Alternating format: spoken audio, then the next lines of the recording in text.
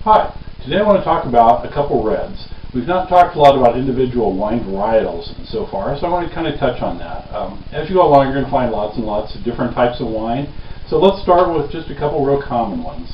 Again, just going with reds for right now. We'll do some whites after this.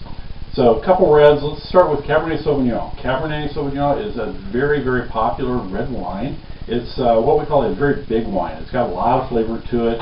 You take a sip of that, and your mouth just kind of, all this flavor stuff going on in there. Very, very good. Now, Cabernet Sauvignon, being a bigger wine, or bigger red, is something that you would serve in particular with a little bit heavier foods. For example, if you're having a big, thick, juicy steak, excellent to go with that. Prime rib would be another good choice. If you've got something, anything that's really big. Now, something like pasta, like with the red sauce, it would work, but not as well. You'd want to go with something a little lighter in that case. For example, the other one I want to talk about is Merlot, also a very common one.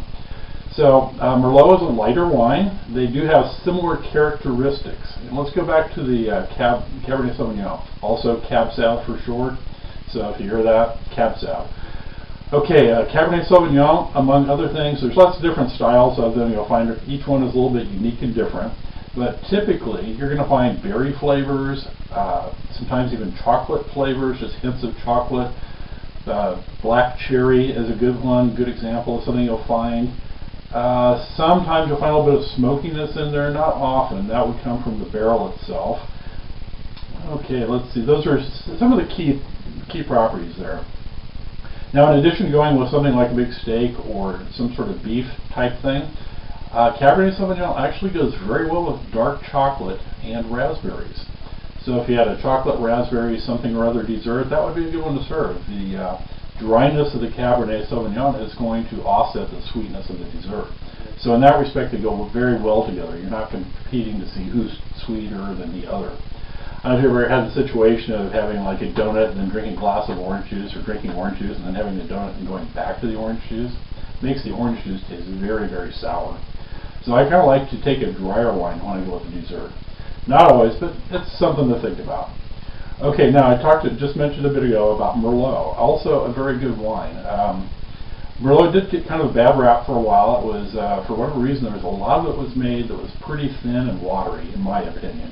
It was not a real stout, forward, drink-me type of wine. It was, I'm not sure why they did that. I think they kind of damaged it, or damaged its reputation more than anything else. However, the Merlot is starting to come back as a very good drinking wine. It also goes well with lots of different foods, probably something a little lighter than you would use a cab for. For example, I mentioned earlier, spaghetti, pizza would not be a bad thing. Let's see, what else would be good in there. Probably not so much for desserts on that one. It wouldn't stand up well with some heavier and bigger desserts, but lots of areas. It's some people just like to sit and sip it in the evening as just a after dinner wine or just a relaxing wine. So lots of different uses, lots of different flavors. Now, we'll also say in certain parts of France, it's very common to find those two varietals blended into what's known as a Bordeaux. The Bordeaux refers to a particular part of France. We'll talk about that a lot more, much, much later on. But so you have a percentage of Cabernet Sauvignon, maybe 75%, and then the other 25% might be Merlot.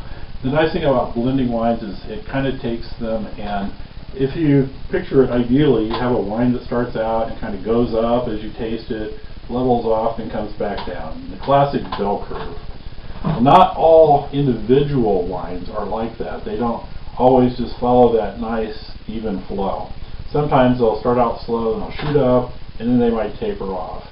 Well, if you can find one that does the opposite, starts out slow, builds up, and then maybe it drops off, combine the two together, and you have that nice curve. That's kind of the concept of blending wines. And again, a topic we'll get into later on. But for right now, there's two wines to look for in the store and try and get samples of taste. That's Cabernet Sauvignon and Merlot. And thank you for watching. If you've enjoyed this video and learned something from it, give me a thumbs up. It's up there in the corner someplace. I think up there somewhere. Also, if you haven't done this already, go ahead and subscribe. That way you can be alerted as to when new videos come out. I'm going to try for one every week. So, cheers.